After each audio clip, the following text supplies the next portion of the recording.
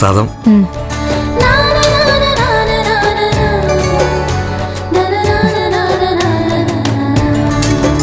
ശരി.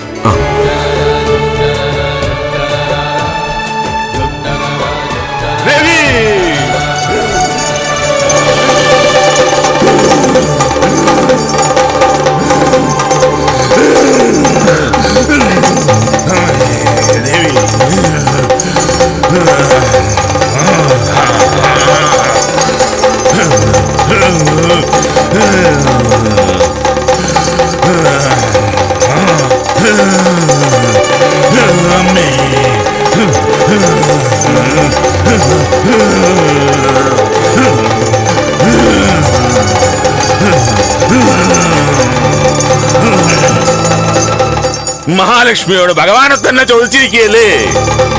അമ്പാടിക്കണ്ണനെ മനസ്സിലിട്ട് ആരാധിക്കുന്ന നിനക്ക് അമ്പാടിക്കണ്ണനെ പോലൊരാളെ കരുതി വെച്ചിട്ടുണ്ട് ദേവി. അയാൾ വരും, പൗർണമിക്ക് തന്നെ. പൂർണ്ണചന്ദ്രനെ പോലൊരാള്, സംശയിക്കണ്ട. അത് നീ പ്രാർത്ഥിക്കുന്ന ദേവിയുടെ തീരുമാനമാ. അമ്മേ, മഹാമായേ, ദേവി.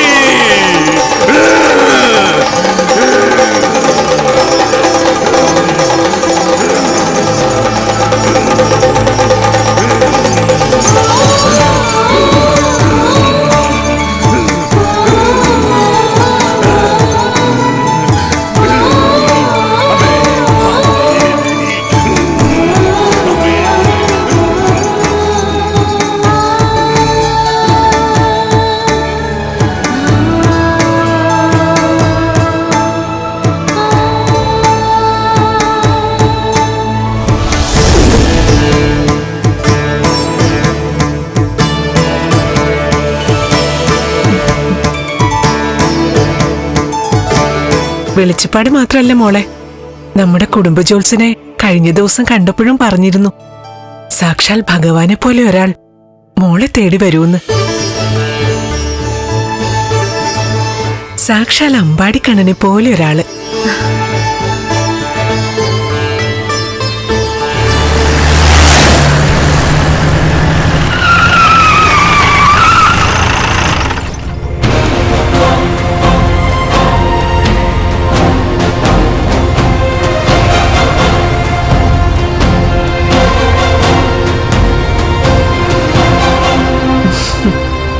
അതുകൊണ്ട് ദൈവങ്ങളെ വിടാതെ പിടിച്ചോ. സാക്ഷാൽ ഗുരുവായൂരപ്പൻ തന്നെ മോൾക്ക് നല്ലൊരാളെ കൊണ്ടുതരും. എന്നാൽ ഇനി സംശയിക്കണ്ട, വന്നു കഴിഞ്ഞു.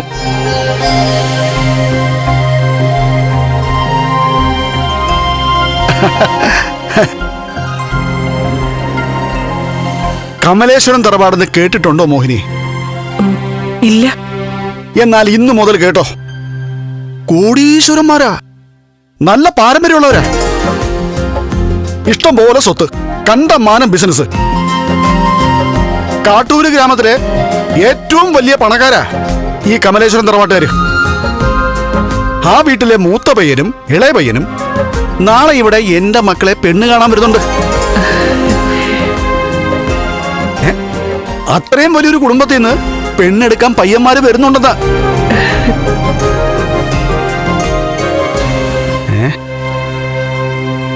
കേട്ടിട്ട് നിന്റെ മുഖത്ത് എന്താടി ഒരു തെളിച്ചമില്ലാത്തത്? കാര്യം ഞാൻ നിന്റെ രണ്ടാം അച്ഛനൊക്കെ തന്നെയാ. അതുകൊണ്ട് പലതീന്നും ഞാൻ നിന്നെ മാറ്റി നിർത്തിയിട്ടുമുണ്ട്. എങ്കിലും കല്യാണം കഴിഞ്ഞ് നീ നല്ലൊരു വീട്ടിലേക്ക് കയറി ചെല്ലണമെന്നും അവിടെ നീ സന്തോഷത്തോടെയും സുഖത്തോടെയും ജീവിക്കണമെന്നും എനിക്കും നിന്റെ അമ്മയെപ്പോലെ തന്നെ ആഗ്രഹമുണ്ട്. അതുപോലെ തന്നെ കെട്ടിച്ചു വിട്ടാൽ കെട്ടുതാലിയും പൊട്ടിച്ച് പിന്നീട് ഇവിടെ വന്ന് നിൽക്കരുതെന്നും ആഗ്രഹമുണ്ട്. അതുകൊണ്ടാ നല്ലൊരു വീട്ടിലോട്ട് നിന്നെ പറഞ്ഞു വിടാൻ നോക്കുന്നേ. ഒറ്റയ്ക്കല്ല, ഒന്നിച്ച്. നീ പോകുമ്പോ നിന്റെ അനിയത്തിയും കൂടെ കാണും. സത്യമാണോ പ്രതാപേട്ടൻ പറഞ്ഞത്? ആയിരിക്കില്ല.